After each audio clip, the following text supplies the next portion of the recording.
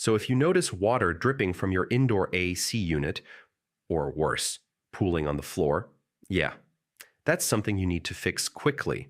As sea leaks are common, but if ignored, they can cause water damage and mold. In this guide, I'll show you exactly what causes an AC to leak water inside and how to fix it step by step. First, turn the system off immediately.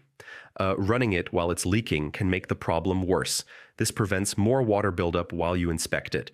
A clogged air filter is one of the most common causes. When airflow is restricted, the evaporator coil can freeze. Then when it melts, water overflows the drain pan.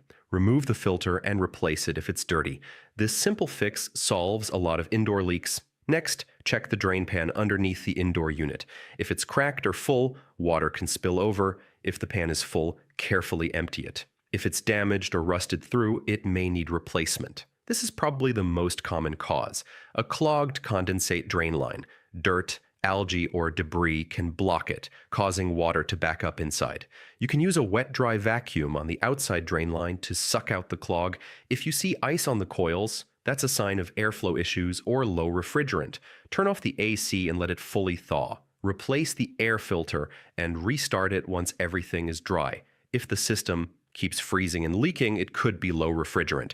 That requires professional repair. Refrigerant handling requires certification, so this isn't a DIY fix. To prevent leaks in the future, replace your air filter every 1 to 3 months. Flush the drain line yearly and schedule regular maintenance. So yeah, an AC leaking water inside is usually caused by a clogged drain line, dirty filter, full drain pan, or frozen coils. Start with the simple fixes.